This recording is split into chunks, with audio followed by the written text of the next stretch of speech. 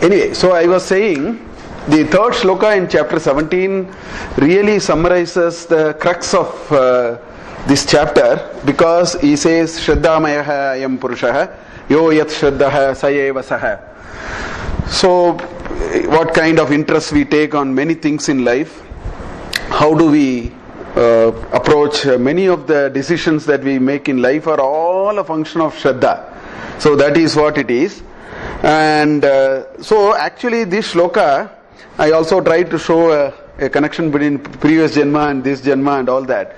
If you take all of them together, what it really suggests is Shraddha is related very intricately to Swabhava. Because Krishna says Swabhava is nothing but Shraddha. That is what he is trying to say here by saying Shraddhamayaha ayam purushaha. And Swabhava is related to the Guna, which we have already seen.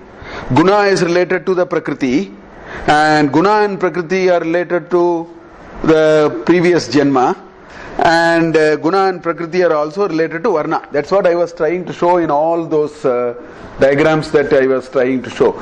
So that is why I think this so much talk about Shraddha, because at the end of the day, that's why in common parlance we use the word Shraddha too often. We are not realizing that it is such a deep concept that if all that we are made up of at the end of the day and all that progress that we make in life are all in a way intricately related to the Shraddha. So I think that we have to remember very clearly. That's why the third shloka says Shraddha mayaha ayam purushaha yo yat Shraddha sayeva saha. So that is what it is. So Krishna goes on with several examples of three types of Shraddha. And last class, of course, we saw the Yajna. Just one example we saw, we stopped there. So there are a few more examples in this chapter, but the example continues in a much bigger way in chapter 18. This idea is taken forth in chapter 18 also. So at that time we will see several examples of the threefold ways of doing many things in life. So we will continue with that, and we saw up to three types of yajna, that is shloka 13, up to that we saw. And then Sri Krishna goes to describe tapas, but what he does is, first of all, he defines three types of tapas that we need to do. So the whole argument of tapas is in two parts. The first part, he talks about all of us must have three types of tapas. He says Sharira tapas, Vangmana tapas and Manasika tapas. So first he defines that. Then he talks about the three ways of the tapas. So we have to take a 3x3 on that. He talks about three types of tapas, and for each of the tapas we can apply these Sadvika, Rajasika and Tamasika ways of doing tapas. So that is how he explains in about 7 shlokas, the various types of 6 shlokas. He talks about the different types of tapas. Then there is a concept of dhanam. Dhanam is a very, very important principle in our society, and I will touch a little bit. Earlier when I was talking, I have given a fairly detailed explanation of the complete framework of dhanam, which I am not going to do. But I think in our repository I put that paper. There is a very nice paper which talks about this dhanam. I think we have it. Otherwise I will put it into the repository. It's a very nice. It is there, no? It's a very nice paper. It really tells how is the Indian concept of dhanam to be understood, and how it is, while there are certain things which are common with the altruism and the Western concept of dhanam, the Indian concept of dhanam is qualitatively different. It's a very nice paper, so that we can see. But then the chapter ends with Om Tat Sat and a concluding shloka and Shraddha. So we will see. Now this tapas in several ways Krishna has spoken in earlier chapters. I think there is this 9th shloka in chapter 4.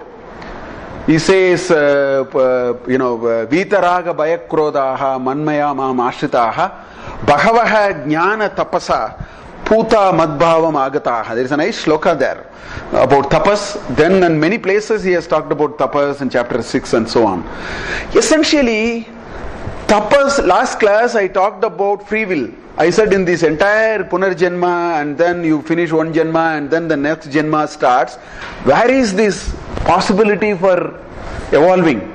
Because if the vasanas of this Janma determines how you will come, that is how the whole argument is. If the vasanas that we carry, the karma that we carry puts us into a certain way of doing, then the question is, then where is the hope for change? In fact, this understanding this Punarjanma is a very nice way to understand this is, suppose let's say I go on a trip. I go from here to Chennai or Bombay or something. I carry a bag with me. I have my toiletries, I have all my, maybe I'm there for a few days. So I carry whatever I need. Maybe I carry cash or a card, whatever. My dresses, all that. When we go and we reach out to the new place, what happens is we don't open and put everything out. It never happens like that. First 1 hour the bag is not even opened, or first half an hour the zip is not even opened. We are just there. Then we open the zip and pull only the toiletries. Maybe we take the paste and the brush and then maybe brush our teeth, and then after an hour we pull out a towel, and this is exactly the body does. See, when a new Janma is taken, the bag that it carries is that a small sample of out of the Sanchita karmas, the soul says, let me exhaust a little bit of them. So it carries it. And then it carries its vasanas and its preferences, Swabhava and Shraddha are all part of it. That's why a child takes about 18 months to pull things out of the bag. The child in the first 3 months is absolute pure soul. Just as when I go to a new town, I don't even open the bag for a while. I am, the bag is irrelevant to me. It looks like. Slowly we start. That's what a child does. So the Sharira is manufactured only moment a combination of prarabdha are taken into the bag. The Sharira is manufactured to consume it. And the child takes perhaps 18 to 24 months to open the bag and slowly imbibe the vasanas, slowly bring it out. The bag is also, this is also a bag, this is the bag, equivalent of the bag in the journey. And the vasanas are the items that you have inside. The toiletries, the dresses and the towels are the vasanas and the karma and the avidya that we bring. We slowly take it out. That is the idea. Now the question is, if life is so hopeless that I will go through a journey, I will carry some vasanas, that will determine what will happen to my next trip, next journey. This is not going to take us anywhere, and that is where the free will comes. So one expression of free will, a positive expression of free will is called tapas. So tapas is what? Tapas is the only way by which this spiritual trajectory can be modified. Otherwise this path is a recursive path in which there is no alternative ways of doing something else. That doing something else happens through tapas. And that is why it is an expression of free will that every human being is given. This is available only for human beings. None of the living creatures have been given this opportunity of tapas, the free will. That's endowed only for human beings. We only have the free will to exercise, and we have to take the consequences of how do we exercise also. So that is the idea of a tapas. And tapas, that is one dimension of tapas. Another dimension of tapas is actually it is an effort. Anything to do, tapas is again a word used in common parlance sometimes loosely. Anything that we have to excel, we need tapas. In fact, in the chapter 16 I showed how all these great Rakshasas, they had enormous tapas. Tapas is the only source of concentrated energy to achieve what we want to achieve in life. Whether it is materialism, whether it is spiritualism, that vital energy is called tapas. Now, how do we put it to use? The free will component has to work properly, but tapas is the only way. So, if we have to, materially grow richer, we need tapas. If somebody has to actually, do a mastermind, a great robbery, he needs tapas. Tapas is that concentrated energy, that way in which you focus to a particular objective. Now the objective, if it is bad, the tapas can go waste. That is what is the entire story of the Rakshasas. They bring enormous energy, but for the wrong causes. So they have greatness, but they don't have goodness. All these we saw that. So that's why it is actually tapas is the only mechanism by which one can struggle to become better and better. There is no other way to become better. That word that describes that is called tapas. It is a very concentrated and a continuous effort to achieve this. So all these are different dimensions with which the word tapas is used. This chapter he introduces three notions of tapas. And then talks about the sattva, rajas and tamasic ways of how each of those three tapas could be undertaken. So we'll see that a little bit.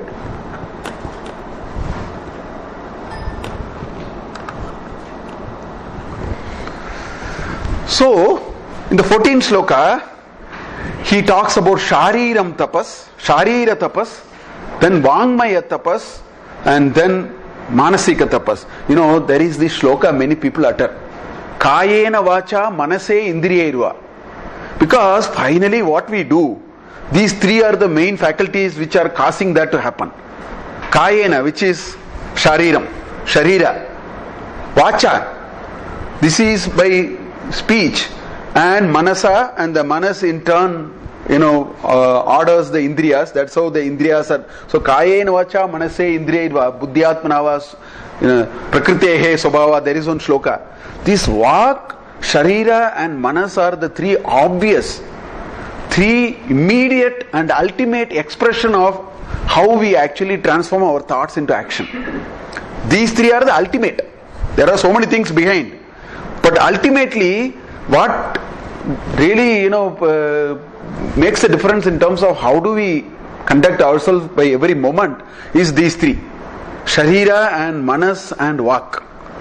So that is why these three are being described here. So the 14th sloka says, Deva, Dvija, Guru, Prajna Pujanam, Shaucham, Arjavam, Brahmacharyam, Ahimsacha, Shariram Tapa Uchyate. So he says, what is this tapas of this so-called gross body, this externally looking body and so on? He gives 5-6 examples there. He says a Sharira tapas, in fact if I have to put it in simple words, one of the greatest indicator of Sharira tapas is what is the angle of your neck. Because some people are like this.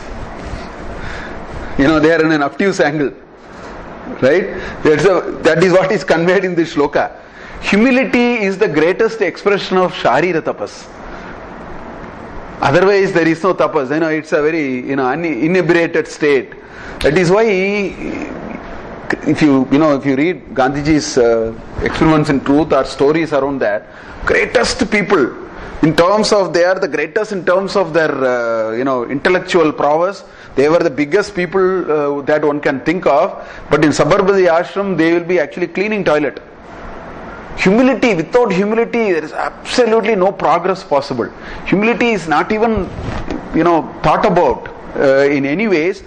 Many of the people have said that. In fact, the spiritual journey has a very long journey of Sharira tapas first.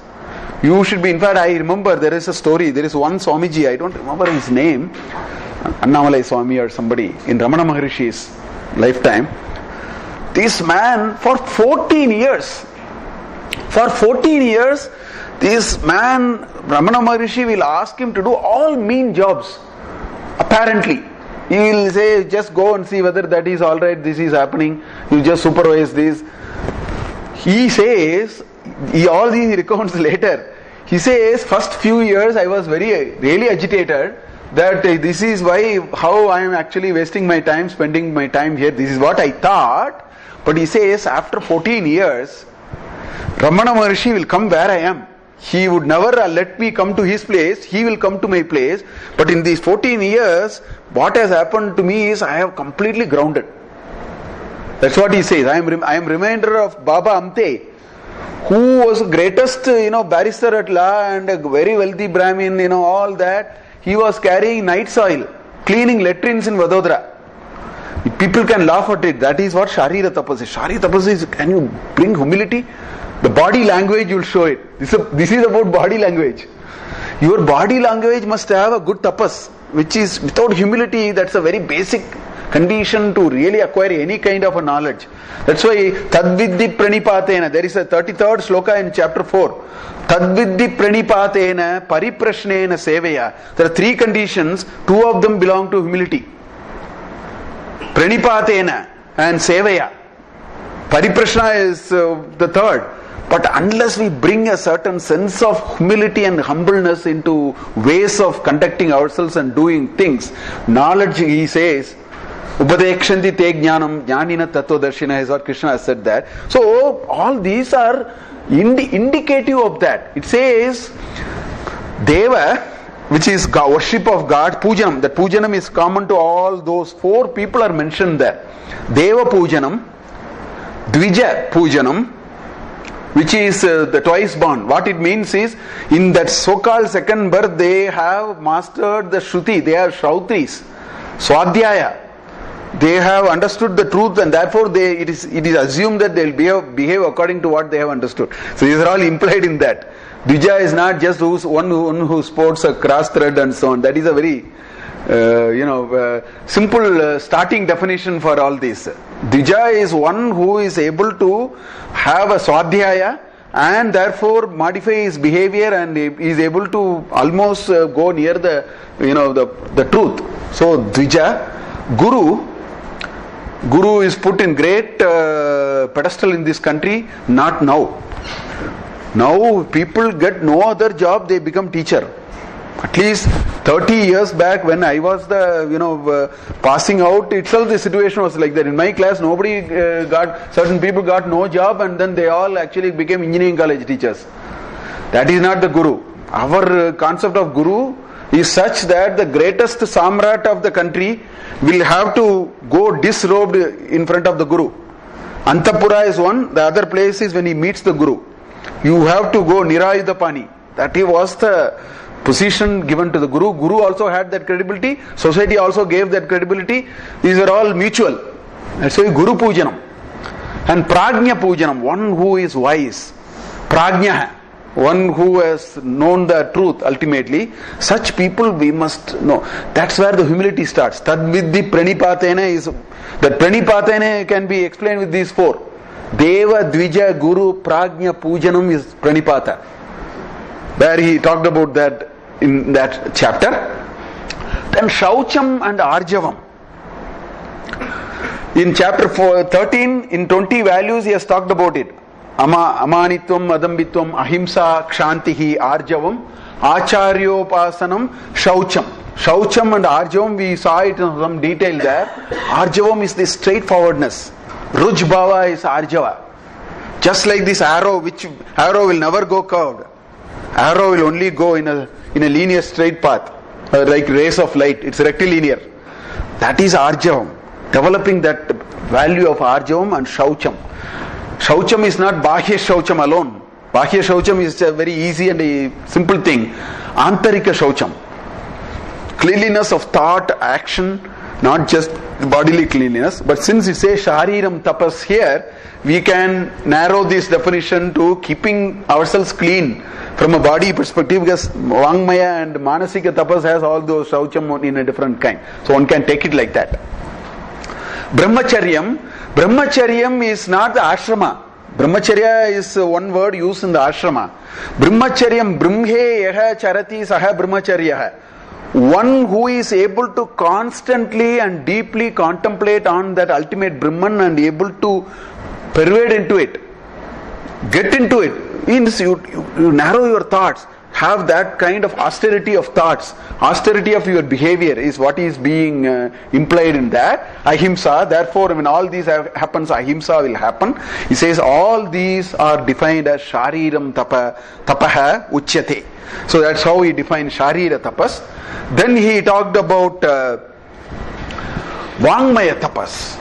And in every literature, Kannada or Tamil or every language, this is greatly extolled, and I think it is very, very important.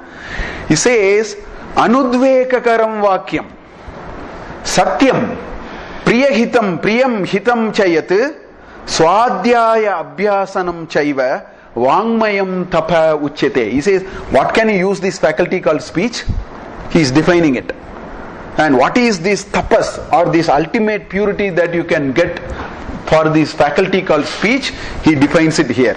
He says, Anudvekakaram. There are some people talk. Udvekakaram. Moment they open the mouth, your BP will go to 120 per, because they just agitate you by their words. That is called Udvekakaram. This is the opposite of that. Anudvekakaram vakyam. It's very important to talk. There are so many shlokas. Satyam bruyat, priyam bruyat, nabruyat, satyam apriyam. Under them also there are similar pairs of opposites are there. So many are there. In fact, I found one in Viduraniti. And he talks about 4 ways of speaking. I really like this shloka. Avyahritam vyahritat shreyah. He says it's best thing not to talk. Compared to talking, not talking is, that's why, how the word Muni has come? Manana Shilaha or Muni. See, if you don't talk, you will start reflecting. If you talk, there is no time for reflect. That's why in leadership they say you have to be a great listener. People, don't listen. You tell half a sentence, I have anxiety to say I know more than you, or I have to put you down. So many dimensions are there for us. Whereas he says here, Avyahritam vyahritat sheyah. So if possible, don't talk. That's the greatest thing that can happen. Then he says, Satyam vadet vyahritam yad dvitiyam. Suppose if you have to talk, it is inevitably that it is, which means open your mouth for the barest minimum. That's the first part says. So now he says, what should you do? What are the rules of the game when you open your mouth? That's what follows. So he says, Satyam vadet vyahritam yat dvitiyam. So this is the second rule. If you have to talk, please talk Satya. Then he says, Priyam vadet vyahritam yat tritiyam. So even when you speak truth which is Priyam.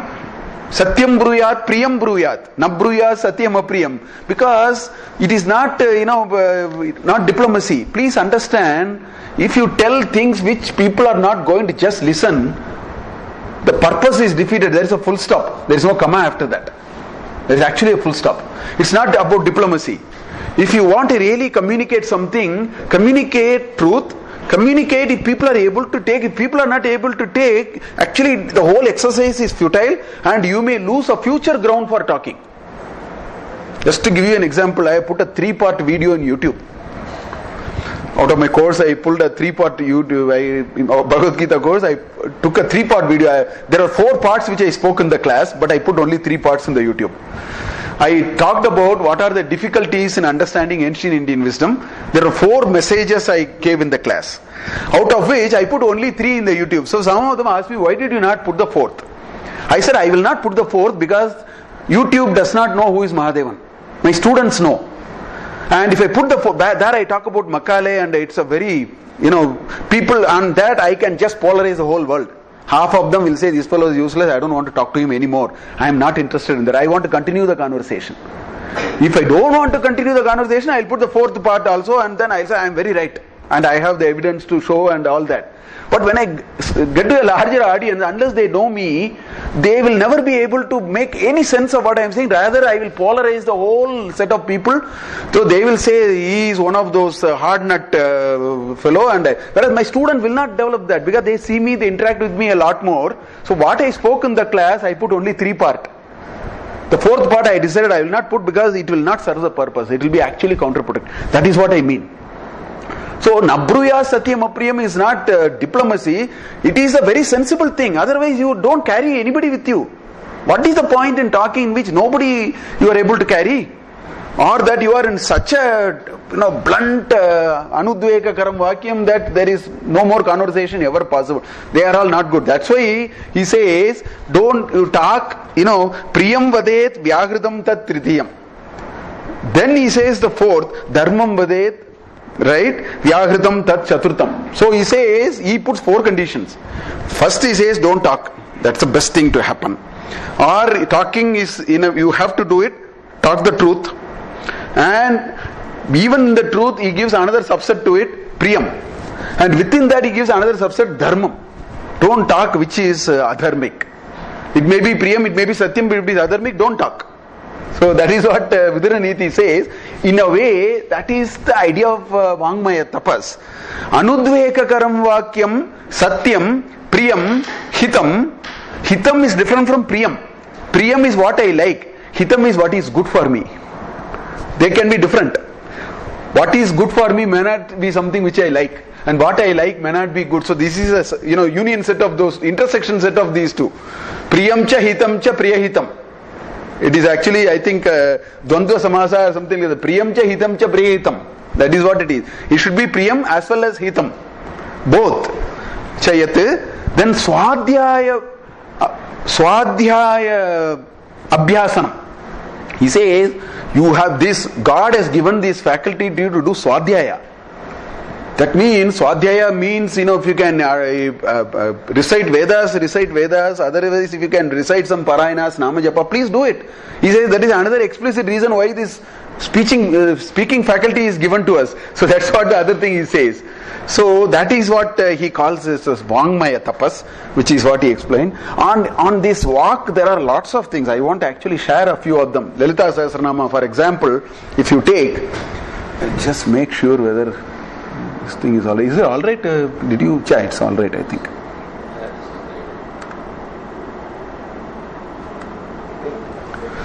So in Lalita Sahasranama, you have this. This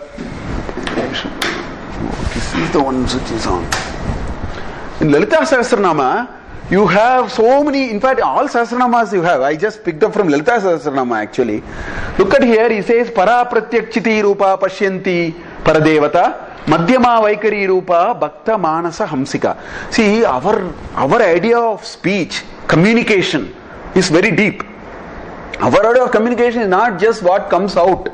What comes out is called Vaikari. That is the last.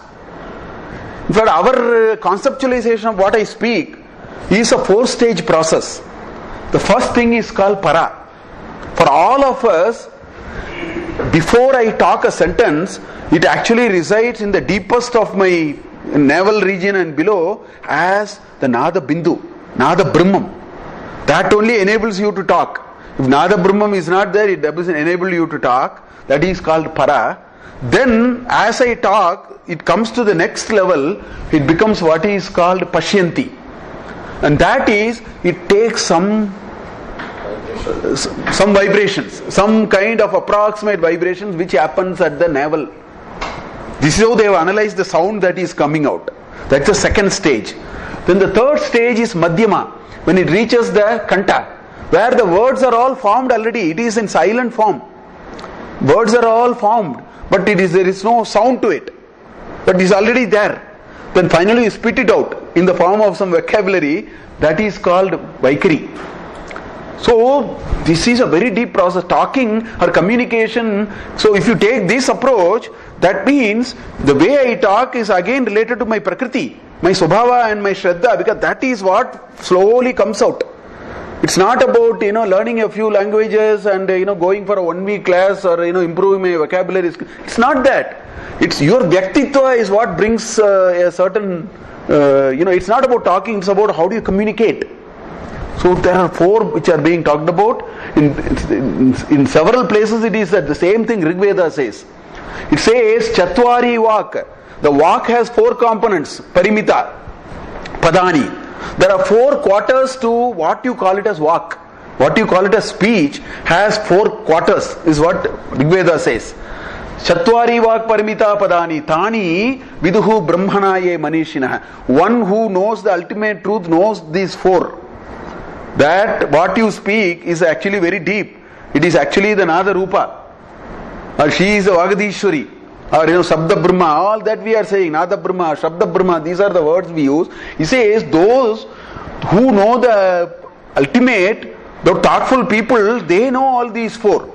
That's what Rigveda says. Then he says Guha Trini. 3 are very protected. They are very, it is in a Guha. They are all in a cave. Or either they are not obvious. Guha Trini, Nihita Guhayam. It is deep in a cave. 3 parts out of the 4. What are those? Those are Para, Pashyanti and Madhyama. Then he says, Turiyam vacho manushya vadani. So what people say speech is the last one. That's what Rigveda also, the Veda also says the same thing, that speech is a very deep affair. If we analyze speech like this, half of our ability to speak better will come. Because it's a very deep affair. It is not casually, talking loose of somebody, shouting at filthy words and so on.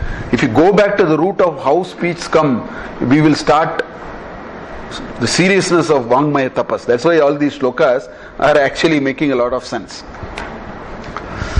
In fact, when people do japa, there are some prescriptions of how do you do japa. They say, Uttamam manasam japyam, upamshu madhyamam smritam, adamam vachikam prahuhu, sarva mantreshu vaidvijaha. Whatever mantra you do japa, he says if you tell loudly, he says it is adama.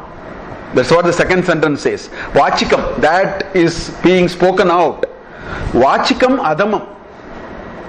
Now, upamshu is, sound is not coming, but your lips may be moving. Gayatri mantra, you may just, the lips may move, the sound will not come. He says that is better. Much better. The thing is manasam. You know why? Because if you try doing it, tomorrow if you do a japa, instead of telling it loudly or even changing your lips, think about that mantra. Your mind control will become much easier. Because then you will realize the mind is now going all over the place. The only way you can bring it back is by saying this. It gives a context to do it. That's why they said that. So upamsu is another word used, which is whispering or soundless uttering. Vachikam is sound. So they say when you do japa, we should endeavor to eventually go here. That's the best way to do japa. Because the mind control is part and part of the process that will happen. So Nama Japa we should do like this. We should be able to close the eyes and then do the mananam of it rather than telling it. It's possible initially, so it goes away.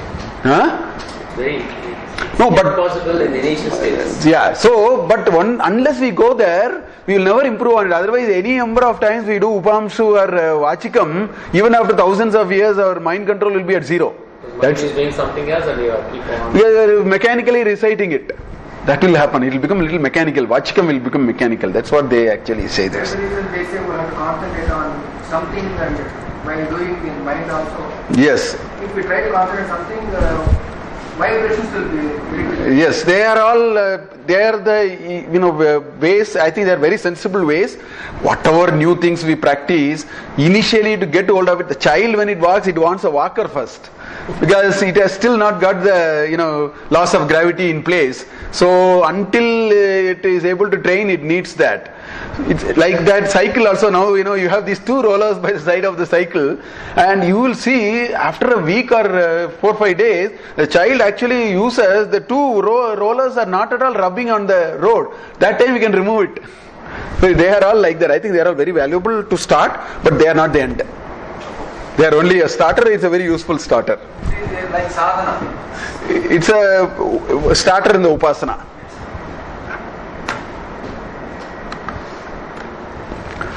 In Viveka Chudamani, there are a couple of interesting shlokas. I thought I will just share with you. Look at what he is saying. Shrutehe shatagunam vidyat mananam. 100 shatagunam is 100 times. So hearing, compared to hearing, mananam is 100 times better. Hearing itself is superior of all the faculty, but he says if you can reflect on it, that is 100 times better than hearing. Then he says mananadapi. Compared with this reflection, nididhyasanam, deep contemplation, lakshagunam. He says 10 power 5. 100,000 he says. He has arbitrarily put a number. What he is saying is hearing. Hearing, in common parlance, we say of all these faculty, hearing is powerful. Now he says, in this journey, hearing you may think is the best, but then that's why Shravana Manana Nididhyasanam. That's what, in Brihadaranyaka Upanishad, that's what Yajnavalkya tells to his wife. Shotavyaha, Mantavyaha, Nididhyasitavyaha, Maitreyi, Are Maitreyi, something like that, the shloka will come. So I think this is the journey. So it's all about converging that thoughts inside. These are all the ways by which thoughts have to converge inside. If it is hearing, you are still externally focused. You are just letting certain waves to pass through your eyes and your mind can. Moment you say Mananam, you are now involving the mind. Moment you say Nididhyasanam, you are involving the mind even more. It has to take even greater role. So that is what he is saying. Anantam Nirvikalpam. He says ultimate is the Nirvikalpa stage that you can go. That's what he says here. Then he says, look at here. Yogasya Prathamadwaram Vagnirodha. In fact, in Yoga, Patanjali's Yoga Sutra, he says Yoga hai Chitta Nirodha. He says even the first gate to go into Yoga is Vang Nirodha. Control your speech. This is the reason our ancestors had this practice, and many sannyasis have the practice today. On Ekadashi day, they don't talk. Many of the yatis you go and see, on Ekadashi day, from my grandfather I have seen, he won't speak. Gandhiji won't speak. In fact, there is this Pune, there is this, who is this person? There is one, he doesn't speak. One of the person told me he went for an interview and he didn't speak on this, like Baba Amte, there is like our, like there is one more person, I don't remember now if I forgot his name. I'm not able to, anyway, I will, so he doesn't speak on, but in no way he is less active.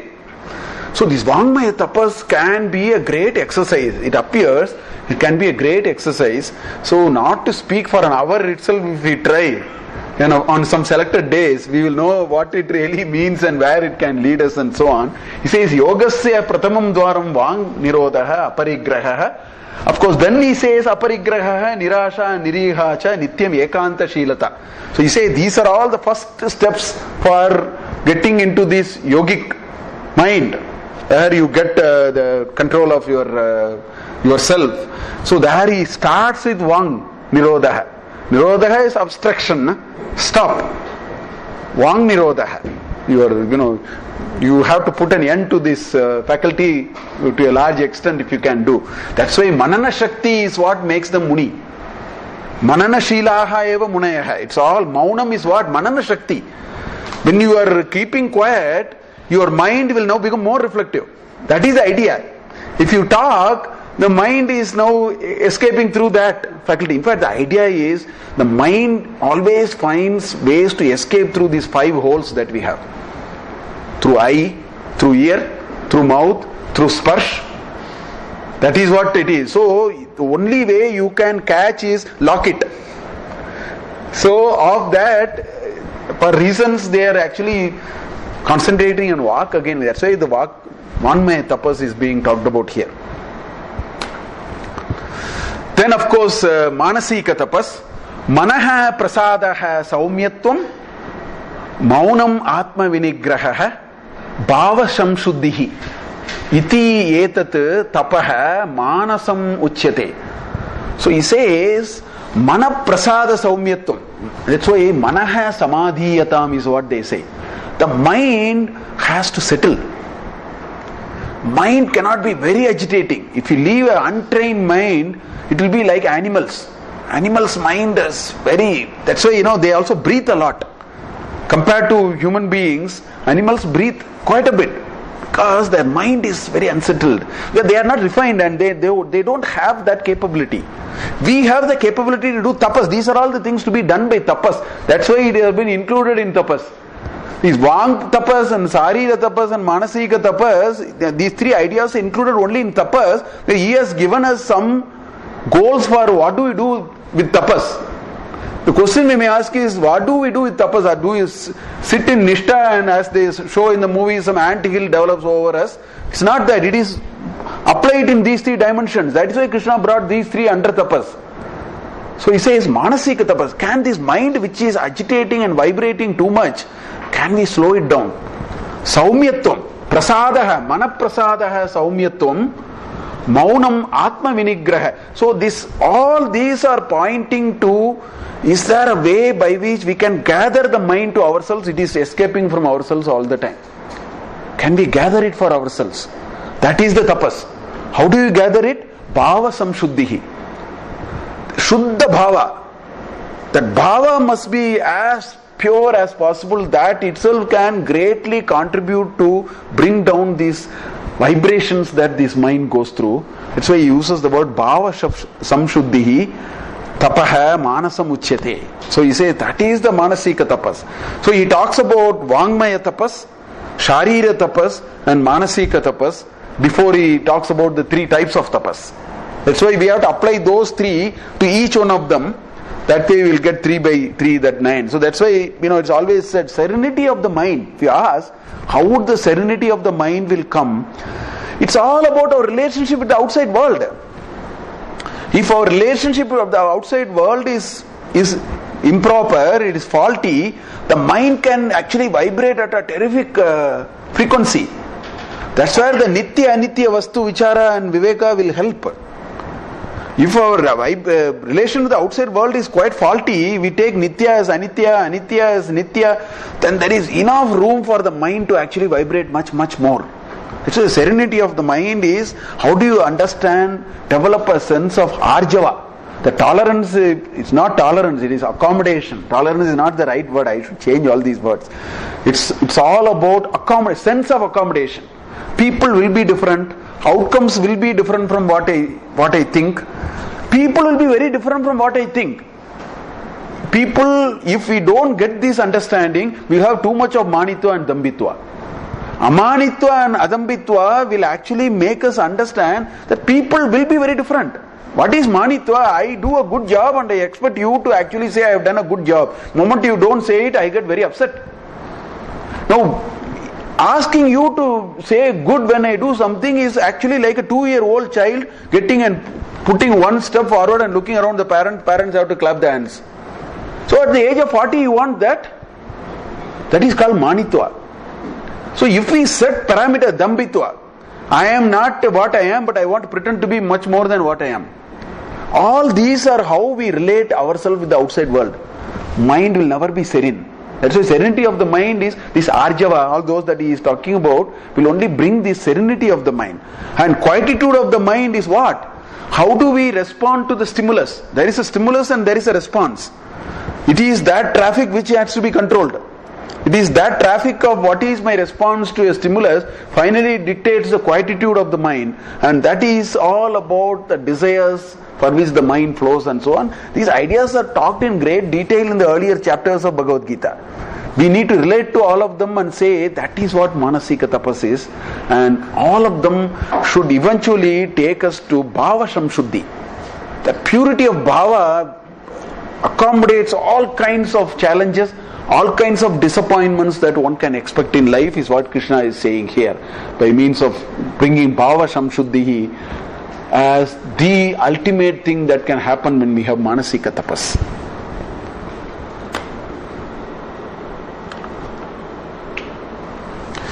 Having defined these 3 areas where we need to do tapas, then he returns back to his familiar argument of how do you define the 3 forms of tapas.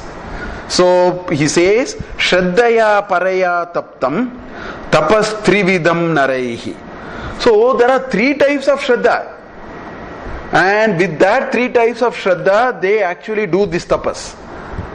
People, Naraihi, by the Naras, 3 types of Shraddha is brought to the table, and therefore 3 types of tapas actually unfold. In each of those, Vak, Manasika and Kaya, in all the 3 you can bring different Shraddha and you can do it, is what he is saying. Then he defines the Satvika. Apala Kankshibhihi Yuktaihi Satvikam Parichakshate. In fact, this definition you will see right through in chapter 17 and 18. You will see it in chapter 14 also. At the end of the day, what is Satvika? Satvika is to keep the what is in it for me away. If you bring what is in it for me, the complexion completely changes. Your lens with which you see the world changes. Everything changes. The moment you bring what is in it for me in a big way. If you can keep what is in it for me and then look at the world, look at situations, look at people, look at outcomes, look at every moment of your life as things unfold, it can be very different. That is what is called Satvika. So he says, Apala Kankshibhihi Yuktaihi, that method of doing tapas in which you do tapas because it has to be done. That's the best thing to do. I must enjoy doing that. I must endear to, bring Sharira tapas, Vangmaya tapas and Manasika tapas. What for is not a question. Moment to bring a what for question, it completely changes the complexion. The manas will no longer have that vibration which is low. It will go to a higher plane. Because you have anxieties, you have expectations, you have the possibility that something can fail, you have the possibility something is failing. So I will have to have anger, I will have to have matsarya and somebody who was my competitor. The whole pattern goes elsewhere. That is why again and again he talks about apala kankshibhi. So simple definition of sattvic is, can we do anything without expecting anything? Can we engage in a variety of activities in life without putting what is in it for me at the front? This is what he said in chapter 4. He said, Yadricha labha santushtaha. In 19th sloka in chapter 4, there is a nice term he uses, Yadricha labha santushtaha. That charm is very different. And working for results, putting all the hard work and getting benefits is a very short-lived joy, because this working for results will set a higher goal and make you miserable from tomorrow morning. And you go through these phases of a lot of tension, a momentary joy, and then up the goal, stretch the goal, if I have to use the word stretch the goal and get into the next roller coaster ride and so on. Whereas just imagine that somebody calls you have been doing some good work, let us say. Just like it happened to Malala and let's say that person in Delhi, he might be just doing. He thought child labor must be addressed and maybe he is addressing, and somebody one day calls him and says, you got a Nobel Prize. That joy cannot be obtained by working for it. If that gentleman had really moved all kinds of people all over the world and got that Nobel Prize, for example, I may not know, then that joy is of a very inferior variety. That's why Krishna says, Edricha labha santushtaha. We have our own experience. That which comes without we really looking for it, but then it happened, that is much more long lasting, much more deeper. And if that has to happen, you need apala kankshi. That's why that he brings here and says that is sattvika. Then he talks about rajasic. Satkara mana pujartam tapo dambena chaivayat kriyate tat iha proktam rajasam chalam adruvam. So he has said so many attributes by which rajasic tapas will happen, and he also said what will be the effect of that also. Both are contained in the shloka. So first he says satkara mana pujartam. I want to talk good because you have to take, you spoke very well, or you say he is a great speaker and all. I mean, the whole idea, you invite me to give a 10-minute talk. There are two ways I can prepare this 10-minute talk. I can ask you, who are these? These are all these some people you have to talk. So I can probably think very seriously, this group, if we have to give some message for 10 minutes, what could that be? What kind of people are they? Is there a useful message? That's one approach. And then you think about, and with your limited understanding of whatever you will prepare. And then come and then share that. That is sattvika actually. There is another way to do it. The whole thing starts by saying, what should I say so that everybody will applaud, and then the person who invited me, oh what a great, so stunning talk and all that. In fact, many of them may say, in fact this is a very common feature also for such people. When they are hopelessly useless, they say it's the greatest message you have given, and they'll discover some message out of it and utter one sentence of nonsense also. So one can even do like that. So that's what he says, satkara mana pujartam. It's all about my honor. Somebody must say you are good. My whole world revolves only around that. I will do something, I will put it on Facebook, and you have to say like for it immediately. If you don't say like, I don't like it, I don't get sleep also. Some kids are like that today. We are developing a generation like that now. It's all about how many likes. The whole idea of taking a photo is not the joy of taking that photo. It is seeing how many likes I will get in the Facebook. That belongs to this category. That vitiates the whole thing. In fact, I teach a course here. Until last year I taught. This year I am not teaching on e-commerce. And I used to talk about a case, Nike shoes. So normally when we use these courses and case and teach and so on, students also do it. I also go to the website and find out what is there in Nike. Recent things are to be told, because in business school you have to do all that. Last year I found something very interesting. Last year before. In Nike, I went to the Nike page, and Nike page there is something called Nike Fuel. And there is a machine. Now what Nike is saying is, don't make running an enjoyable activity. You fit the machine and find out because somebody has 5,723. Some number, I don't know what that number is. Nike Fuel is, and that is also put on the. So now I run, and I can run to make myself 5,724. Imagine having a good run in the morning. Enjoyable run in which you can burn your calories, as opposed to putting this machine and running and every 10 feet seeing whether the machine is working. Because it does collect the fuel now. Let's think about this possibility. You can take the spirit, you can take the charm of activities when you bring all this. So Nike has brought they have brought competition in running. You can be a nice morning jogger, you enjoy jogging and so on. Now, no, there is a whole world and you are a community of that. You have to say, I am now in the top 10 or top 20%, give me a break. If this is what I have to go for a morning run, I will not now think, why should I run at all? Is what I was asking my students, what are you going to get out of this Nike Fuel and this big, they attach something and then something is happening. I read a little bit of that. That is what this is. If we do with Satkara Mana Pujartam and Dambena Tapaha, so you put all your energy for Damba, for Satkara, all these, that chapter 16, that 6-part framework which I showed about from Ramayana, they will all fit into this. He did all greatest energy that Ravana brought, all Asuras were like that. First part of the story is they had phenomenal energy, they turned the world upside down, the whole world stopped. That much energy they had. But what for?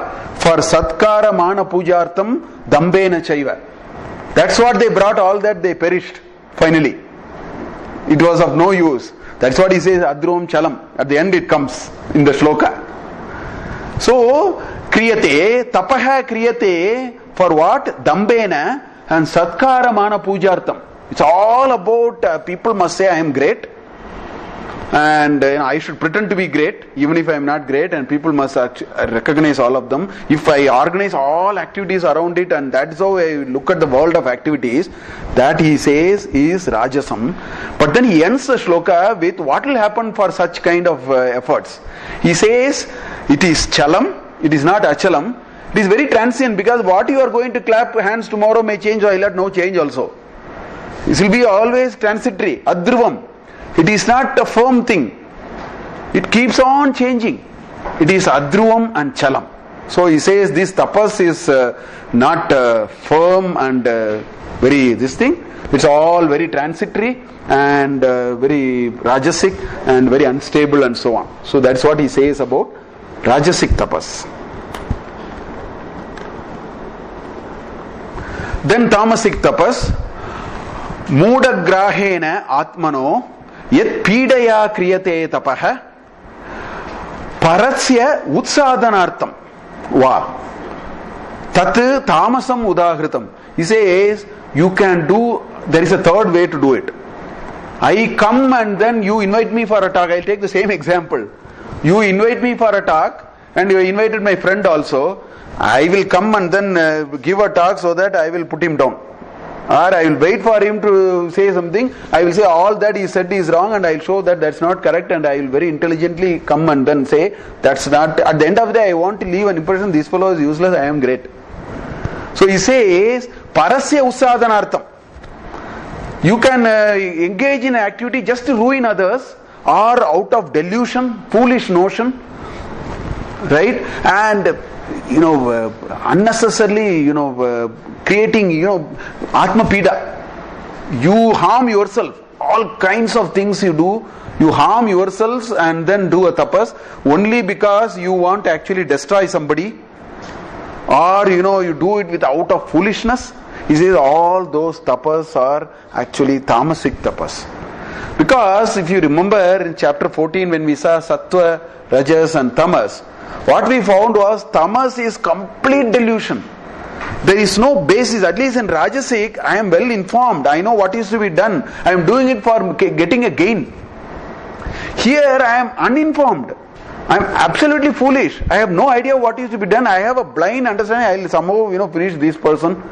I will do something like this, which is has no meaning, has no rhyme and reason to what I am doing. It in fact only destroys me in the process. I don't even be aware of that. So that kind of tapas, he says, is tamasic tapas. So he talks about 3 types of tapas. You can apply all these 3 to, sharira and vak and manas. So that's how he has put these 6 shlokas together. Then he gets into dhanam. Now dhanam is a very, very, very fundamental concept. In fact, 2 years back when Warren Buffett came here, and I read in Hindu paper, he wrote an article, Indians are not giving enough. That's what he wrote. And one of my colleagues wrote, you don't even know what we give. Because by our definition, we should not say what we are giving. It's not like Americans, you give and then tell everybody also you have given. So one of my colleagues wrote a very nice, I think he wrote in Sulekha, in first post, somewhere he wrote. He said, you have no idea what dhanam is all about. Dhanam in this country, if you want to know on dhanam, you go to a village, even today. You please go to a village when then some jatra is going on. When some festival is going on, when cultural activity is going on, you just go to the village and observe what is happening there. You will understand what dhanam is. When the ratha is being pulled, people will put water stalls, people will put buttermilk stalls, they will do annadana. It's a very different concept. And there are many things. For example, look at this Subhashita here. Pibanti Nadyaha Swayameva Namba. I think this is in Niti Shataka, I think this is from Niti Shataka. Bhartrihari is Niti Shataka, I think. Pibanti Nadyaha Swayameva Nambaha Swayam Nakadanti Palani Vrikshaha Na Adanti Sasyam Kalu Kaluvari Varivahaha Na Adanti Sasyam Kaluvari Vahaha Paropakaraya Satam Vibhutayah. So beautiful shloka. It says the trees are not eating their own fruits. If the trees start eating their own fruits, we are in trouble. Actually, it says Swayam Nakadanti Palani Vrikshaha Pibanti Nadyaha. Rivers don't drink their own water. I mean, it's a very figurative usage. You cannot, analytically, logically and all. It is a metaphorical way of making us think. Suppose if that happens, that's what the cartoon TV is telling us. It's all taking an idea and then putting it in a particular way. So, Pibanti Nadyaha Swayameva Na Ambaha. They don't drink their own water. Trees don't eat their own fruits. Right? The rivers, the rain does not take all the sasyas. They are very important for the sasyas. So in the same way, Paropakaraya Satam Vibhutayah. I think the best manifestation that people can have is to do Paropakara, is what this says. I mean, this is another shloka. Gajaturaga Sahasram Gokulam Kotidanam Kanaka Rajata Patram Medini Sagarantam Upayakula Vishuttam Kotikanya Pradanam Nahi Nahi Bahudanam Annadanam Samanam. So see the kind of examples he has put there. What kind of extreme examples he has put there. He says Gaja, which is elephant, Turaga is horse. So 1,000 of them. 1,000 elephant and 1,000 horse somebody has, they can actually capture a territory of about 300 square kilometers easily. That is why they are coming. That's a mighty army. If somebody has 1,000 elephants and 1,000 horses, they can actually capture a mini kingdom.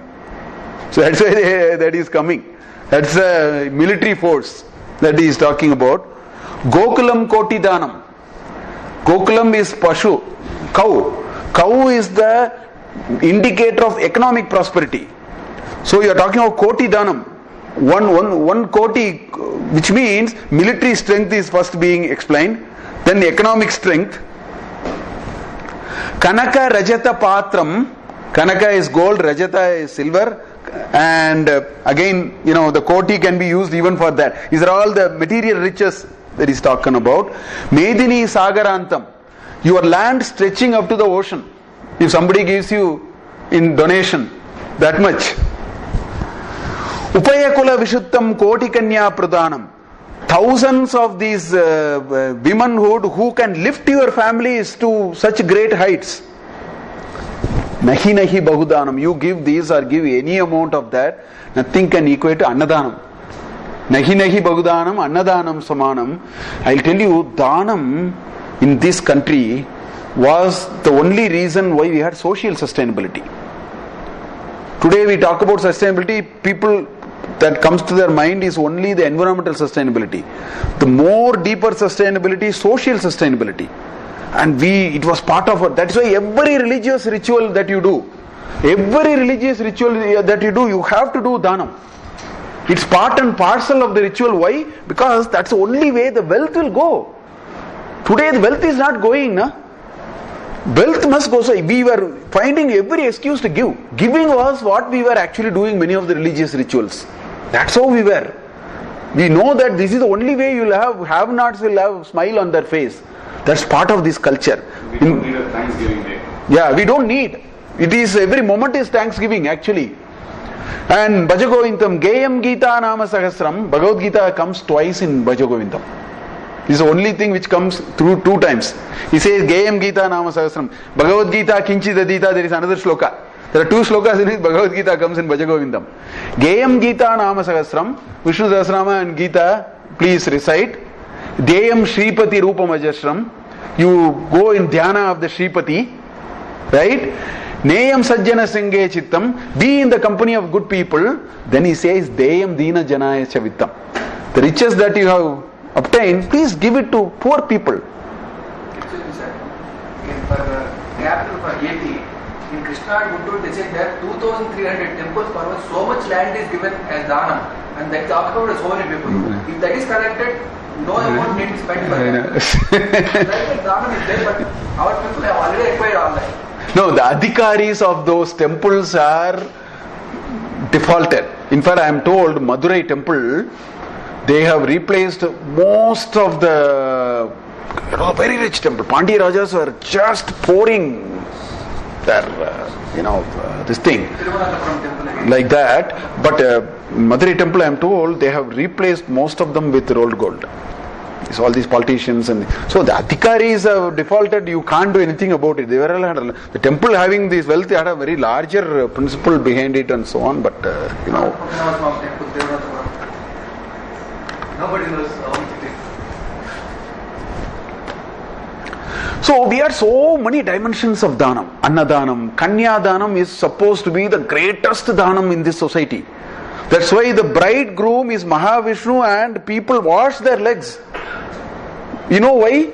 Because if Grihastha is not there, the society will crumble to pieces. A Brahmachari and Sannyasi cannot do anything.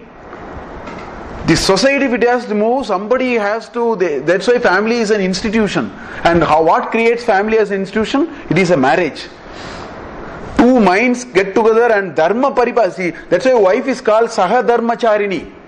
The very idea of marriage is, here is an opportunity for me to actually propagate dharma, because both of us have got together. You will take care of half of the work, I will go out and bring money, you be the nerve center to create the vitality which we can distribute in the form of dharma, annadana, whatever you want to do. That was the idea. So Kanyadana was a great virtue. In fact, in Mahanarayana Upanishad, there is a nice passage on why, so many things are there in which this is also there. Grihastha is also talked about in 79th mantra or whatever, it is all there. Vidya Dana is considered very great in this country. So many other types of danas. That's why when a person dies, on the 12th day, right, it's called Pinda Pradhana. If they do it ritually properly, Sapindi Karana, it is called Sapindi Karana. There is a 3 generation. On the 12th day of the death, what they do is, the 3rd generation is pushed. And this person who died is included. That's how you have to carry this 3, the roll list is only 3. That day you should see if they actually give the danas they give. It's a very vast list actually, if strictly people do it. There is a Vaigari Godana and all that. The idea is, all of them may look symbolical. There is a deeper meaning to all that. The idea is, in our society, when every ritual is done, please do dana. Give out the riches. Giving out the riches is a very important element of our living. Now there is a bit of a confusion. We have not understood many of these rituals. We think this Purohit is taking and running away. Like that we think. There is a way by which this must percolate. There are ways by which we can do. And all religious rituals that we do ends always with dana. Yajna is the most important part of yajna is dana. That's why the whole Kathopanishad also came anyway. Nachiketas and his father, all that discussions come only because of that. And most important thing is, our perspective of Dhanam is very different from the perspectives of the Westerners. I will talk about it a little bit. That's why Vivekananda used to say, Daridra Narayana. If somebody is actually poor, he says, you must feel blessed because God has given you an opportunity to help. That is the approach you should take. That's why you should see Narayana and the Daridra. He has now given you an opportunity to help. Who is going to give you that opportunity? You should take that perspective, is what Ramakrishna Paramahamsa and Vivekananda very strongly, the Daridra Narayana concept you will find in R.K. Math. Because that's the idea. Now, there are very important differences between the Indian concept of Dhanam and the Western concept. I think we must understand it. Today, we have no idea of some of these because we have not thought about it. In Indian concept, Dhanam is an action of relinquishing the ownership of what is once considered as one's own. After you give the dana, it is complete relinquishing ownership. That is the perspective we have. Whereas there, it is doing good. It is intended to do good to another person. That is the perspective. Here, it is. That's why in yajna, you say somaya idam namama. Namama is a termination of all the mantras. You are reminded that moment you are given the dana, from that moment you should have such a understanding of which means, why this is important? You should not judge what happened after that. What is he doing with that? These things should never come. Because we are relinquishing ownership. That is the spirit of dana. Once you are relinquishing ownership, what are you going to talk about it? Why are you even? It should go out of your mental mapping. That is the meaning of it. There it is giving good. So it means you can still have a certain, as we go down we will understand what it means. In the Western concept, Dhanam is understood, altruism is understood as a way to relieve the other person's state of need. That is the perspective. Somebody is poor, we have to give, we have to relieve their... in Indian concept, it is not, you are not relieving. On the other hand, God is giving you an opportunity to help. The perspective is very different here. So, investing the same in a recipient without expecting any return, right? And in the Western system, there is a cost benefit to this. There is a cost to the donor or benefactor as yet another criterion of pro-social behavior. You can read this literature, you will find that. It's also another kind of a cost, benefit kind of a thing. Whereas here it's a abnegation of wealth, abnegation of all things, even abnegation of the self. There is no ahankara which can come into this dana itself. You have to dissociate from everything when you give. You can't have ahankara, you can't say mine, because we are looking at it from a different way. We are seeing it as an opportunity that God has given to me to help others. And I will completely relinquish my ownership. That is the spirit of our dana. That is why in Indian concept, dhanam is giving up. There it is giving. There is a difference between giving up and giving. Giving up means completely it's out of you once you have given. Giving means, I have helped, so he should help me sometime later. All that can remain with you. Here you have to wipe it off clean. That is the most important. So the reciprocity of gifts may be a social function, but it is not at all a virtue. In India, you do dana and somebody gives a return gift, it is not at all a virtue. Whereas it is an expected behavior in the West. When you give a gift, you have to give back. That is the cost benefit issue here. Here it is not at all a virtue. Which means it is not required. In fact, many times you should give to somebody who cannot give you back. That is the ultimate of dhanam. This return gift business does not work here and it is not part of the game at all. So like that there are many differences. I just pulled out a few of them. Look at Taittiriya Upanishad. In the first Siksha Valli, when the set of advices are given to the student when he is passing out, there is this Shraddhaya Deyam, Ashraddhaya Adeyam. That Avagraha is but when you utter, we have to say deyam. So Shraddaya deyam, Ashraddaya deyam, Shriya deyam, Hriya deyam, Bhiya deyam, Samvida deyam, Atayati te Vicikitsa va Brahma Vicikitsa va Syat etatra Brahmana, all that will come. Look at what he is saying. He says, give with Shraddha. Shraddaya deyam. Now there are certain things which the only way you can make it crystal clear is to tell the negative also. When you say Shraddaya deyam, it doesn't preclude the possibility of Ashraddaya deyam. Whereas if you put both of them together, it's absolutely crystal clear. You can give only with Shraddha and period. Why? Because he said you cannot give without Shraddha. That is the second sentence. Shraddaya deyam, Ashraddaya adeyam. So, because this is very, very important. When things are very important, you give unambiguous instructions. You don't leave half instructions. You tell the negative of it and tell everything so that it is watertight.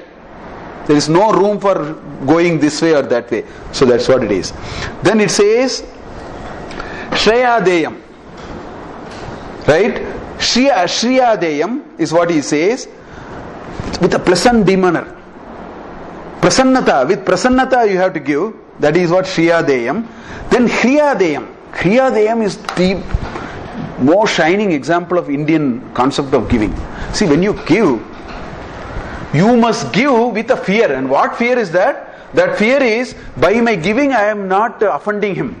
I do not even give him the slightest impression that you are poor, I am rich, I am able to give, take it and go. You cannot offend somebody's personality. One cannot, he may be rich or poor, that is mere accident here. Next Janma I can be a beggar also. Who said it is not possible? It's mere accident. Why next Janma? One tsunami and then you tear down the whole place. Rich people have become poor overnight. These are all the karma vasana. Fortunate that we were not part of the story. You know, go to Mantralaya, the whole river washed out and so many people, suddenly their fortune changed. So don't just judge people just by what you see. And this is the purity of seeing Brahman everywhere also. That is another angle. That's why Hriya deyam. You should give with the fear. And what fear? That fear is, am I offending him? Am I very subtle? Am I not touching those subtle aspects of an individual? Just because he is poor, don't think he has no self-esteem. He also has respect. He also has self-esteem. He also wants to keep his head high, head high. Don't assume you can throw money and say, take it and go. That is not allowed. So that is this Hriya deyam. Bhiya deyam is the fear. That's the normal fear. Give it with proper this thing, sense of fear. In the sense that it is used appropriately, it is not put to very wrong use. Have all those consider. Understand that. Look at the patra and give bhiksha, and there is one sentence like that. Look at the patra and give bhiksha. Means you should give it properly. Don't give it to, if somebody is, drinking morning to evening and he is begging for money, better don't give. There it is Bhiya deyam. Because that also goes straight to the, liquor, wine shop and so on. So that is the meaning there in Bhiya deyam. Samvida deyam. With lot of viveka, with a lot of wisdom of understanding of things, give. So that's all what, Sishya is being told when he talked about different types of dana. So this is a very, big thing. In fact, Kevalago bhavati kevaladi, ekakina bunjita. This is an order given in Rigveda. Don't eat alone. Don't consume anything on your own. Partake it. That's the yajna concept in chapter 3 of Bhagavad Gita. Same thing is there. Stena eva bhunkti is what is. Stena eva saha is what it says in that, chapter 3. Live stream is stopped. No, it's working. I think somewhere, I think it is working. It's not a problem. It's working, I think.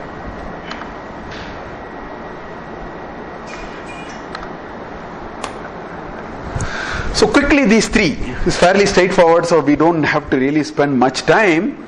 He says, Datavyam iti yaddanam diyate anupakarine Deshe kale cha patre cha taddanam satvikam smritam. My idea is to give. Apalakangshibihi is what he used. Same idea. I think I should give. It's very important that I give, rather than worrying, what is he, what are you going to do with it? Will he return it to me? Is this fellow, all that, you should give. Dhatavyam iti yaddiyate. There isn't too much of this rational evaluation of cost benefit, none of that kind. I think this situation demands, the appropriateness of this situation demands it should be given, period. There is no more thought beyond that. It should be instantaneously given, spontaneously given. Of course, deshe kale, make sure that that appropriateness is the only part. The other thinking must go. You have to relinquish ownership, give up, you should give up rather than giving. And for the sake of giving, without really expecting any benefits of any kind, without even thinking that benefits will accrue. Because if you go and see in many temples, that 40 watts tube lamp will have a 20 watts light taken away by a paint saying so and so donated it. With a red color paint, they will say so and so has painted. After all, one tube lamp. Mirror also, half the mirror will be painted with, upaya, so and so and so on. That is all he says rajasic. Say yattu pratyupakarartam palam uddishyava punah diyate cha pariklishtam taddanam rajasam smritam. That which is given when I give itself, I am going to find out in future what are you going to give it to me. I will do something to you. You know why? Because I know you are going to do something to me later. Only from that perspective this help, otherwise this help is not forthcoming. Or palam uddishya, immediate, either in the future or immediate. There is a benefit that you are looking for and you give like that. That he says is rajasic, which means what is in it for me is rajasic. Keep what is in it for me away, it is sattvic. Then third he says adeshe kale yaddanam apatre yascha diyate. So the desha is inappropriate, the kala is inappropriate, the patra, the vyakti which he receives is also inappropriate. He is a mad drinker and he comes and cries to you, I don't have money, and then you immediately give him 100 rupees. That I don't think is a patra dana, it is a apatra dana, and all that kind of examples. Asat kritam agnatam. So it is not a sat karya, it is a asat karya. It's a very inappropriate, and ajnanam, out of ignorance. So you just throw money without even knowing why you are throwing money. Donations to Bin Laden organization. Can be, I do not know, but many of those are of that kind, where it can be adesha, akala, apatra. Such danas are actually tamasam iti udahritam. So these danas are very tamasic. So that is what we started by saying. We saying Shraddha is what all your life is about. It gives assumptions about your life. Who will take care of you? If you don't think God can take care of you, you have to be very rajasic. Because you have to now sort out your own problems, so you give and take. You find out how, if I give something, will I get back? Because you don't believe in something else. If you believe in something else, you don't have to do this calculation too much. This is also a degree from 0 to 100. We can slide a scale where we are. If you completely stop calculating what is in it for me and think there is some big force which will take care of me, that person can be hugely sattvic. Otherwise, in the scale we can be anywhere. How much risk can you take? How worldly, practical you need to be? All these are coming out of Shraddha. And that is what will show up in Dana, in Tapas, in Yajna, and in the next chapter there are so many we are going to talk. In all of them, this Shraddha will only come. That is what is manifesting in our way we conduct day-to-day life. That's what he is saying. So that determines your approach to all these activities. What should be done? Why, do you expect results or not? What is in it for me? Or do you violate everything and do whatever you want to do? You create your own things and so on. So that is what he says. I think we'll stop here. There are 2 more slokas, but already 7:30. I thought I will finish. Can I take another 5 minutes and finish chapter 17? I think it will be better rather than carrying it to the next. So chapter ends with a definition of Om Tat Sat. And he brings the concept of Om Tat Sat, because in many of the activities that we do, we seem to use Om Tat or Sat. So he links it to the Shraddha. So he basically defines, I have just taken a couple of shlokas just to say, says Om Tat Sat iti nirdeshaha brahmanas trivida smritaha Brahmanastena Vedascha Yajnascha Vihita Pura.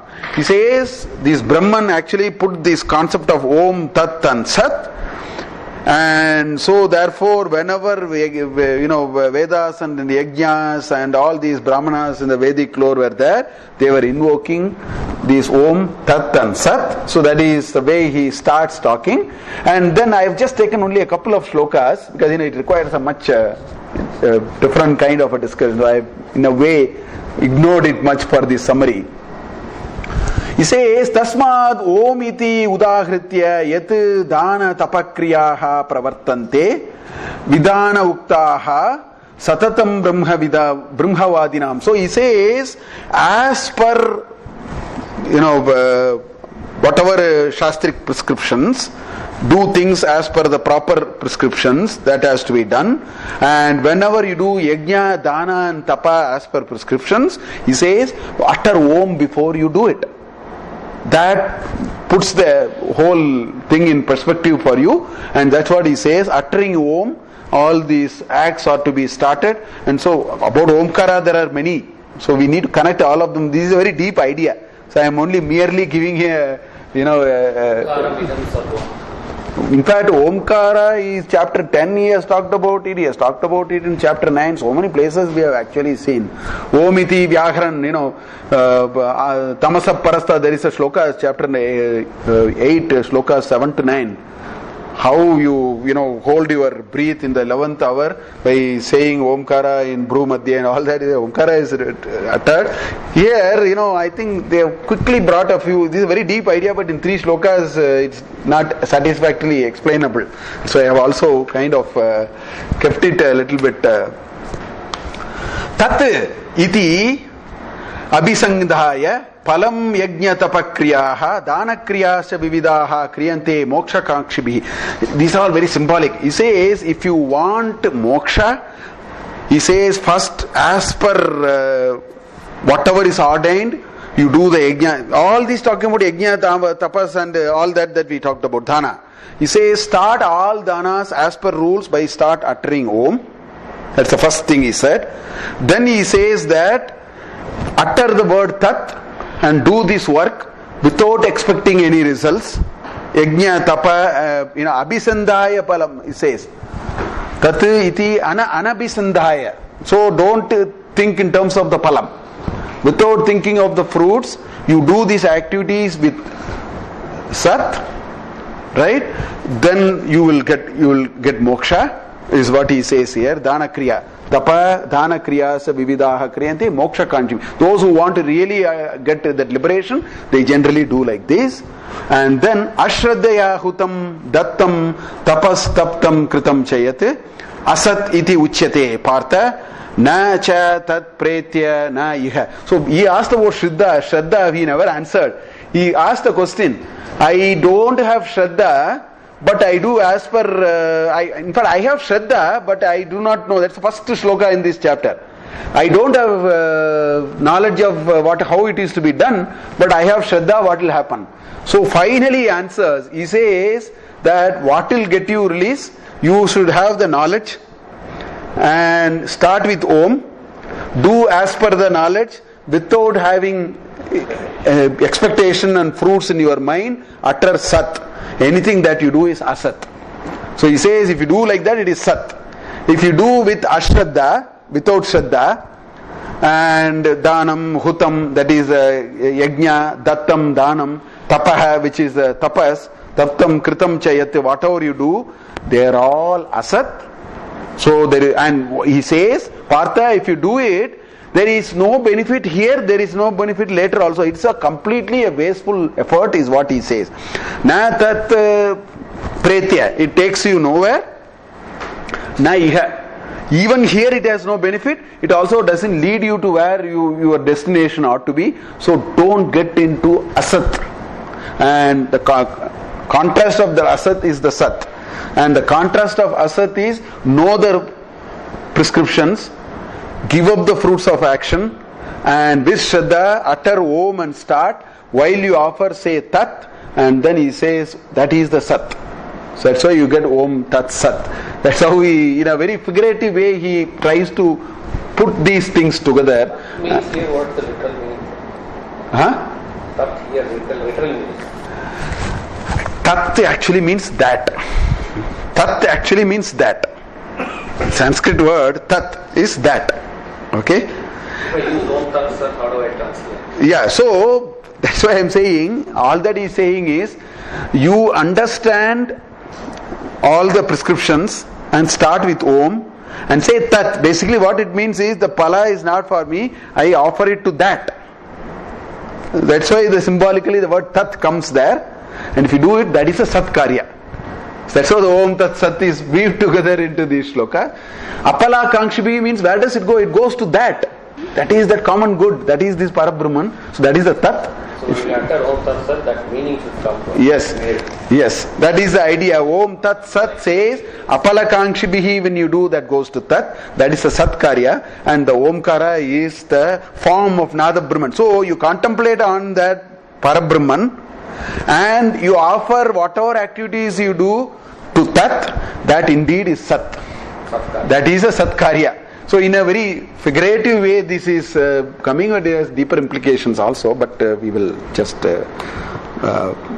so with that we will close this chapter. Om Tat Sat iti. So here also we say Om Tat Sat, everywhere we say that, because so the point is, when we say Om Tat Sat, henceforth we must remember these three. The Om moment we utter, we should get the form of that Parabrahman as the reference frame for what we do. Tat must remind us that what is in it for me is relinquished, therefore this goes to that, and Sat is, this work is indeed Sat. So Om Tat Sat iti Srimad Bhagavad Gita so Upanishatsu Brahma Vidyayam Yoga Shastre Sri Krishnarjuna Samvade Shraddha Traya Vibhaga Yogo Nama Saptadashodhyaya. So we have the last chapter, which is a big chapter, so we may take maybe 3 or little more sessions. This is a great summary of the teachings. Again, although up to 40 shlokas, there is a bit of summary, and all these 3 gunas are all played out in about 9 dimensions, in which you find 3 ways of doing things: Dhriti, Buddhi, Karma, Karana. So many things are there, but it's a nice chapter, and the ending is so wonderful, which can happen only in an Indian wisdom, because Krishna says everything. After that he says, you do what you want to do. That's the greatness of this culture. You are not on a gunpoint, one book, one day, one God and all. We don't be. Ye eta mam prapadyante tam stataiva bhajamyaham. Ye eta mam manushya mameva anuvartante partha. All that he is saying again and again in Bhagavad Gita. He said, I will say all these. You think, use your free will. That's how he ends the Bhagavad Gita, which we will see, the 18th chapter, in the next 2-3 weeks. Yes. So, the concept of giving up, thinking that if we give up and we are still worried about how this other person is going to spend it, we are not really giving up. Yes. Maybe this drinking example is too extreme. Yes. So we went to Tekadi. I went in the 10th. There was this person who was selling a costly calendar, and he said this money will be given to students' education and all. I gave that money to that calendar. My mother said we should have verified. He could be a thug. So I said, why should I worry about what he was? Giving up and then still worrying about how will it be spent. Yeah, I think so there are 2 ways to understand this. One way is to say, he said that this is going for a good cause, and with whatever limited understanding I see a genuinity, I think we should just give up that, and the karma accrues to him. Because that way, I will tell you, this is a very interesting question, because I have seen that journey will make us a very poor giver. Practically, however much we want to give, we will become a poor giver, because this due diligence is a very complicated process. It's a correct word to use is due diligence. Your mother, if you had studied MBA, she would have said you should have done due diligence before giving. That's a correct word. So I don't think it is required. We can make, so the alternative is the karma pala accrues to him. So why am I now worried? Of course, there is a basic minimum. There is a certain amount of due diligence which is very, very important. Beyond that, this deep due diligence will only taper our giving activity. So instead, we can replace it with the fact that the karma pala will accrue to him if he cheats. That's why the giving up comes. Now it is out of my domain, and then it accrues to him. I don't think it's a foolish idea. People pay for it with interest if they really do that. That's how I will actually understand that. Okay. If we start doubting, there is no answer. Yes. Samshayatma vinashyati is something.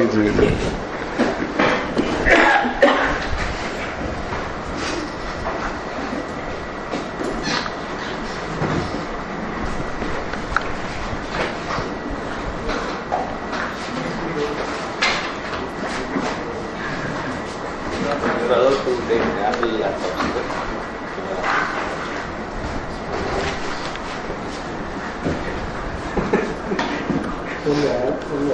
Wait. Coach. Adinalalla, don't worry. Not because of that. I was hoping I will save it. This time also it's gone. It's crashed. Yeah, crashed. Blue screen.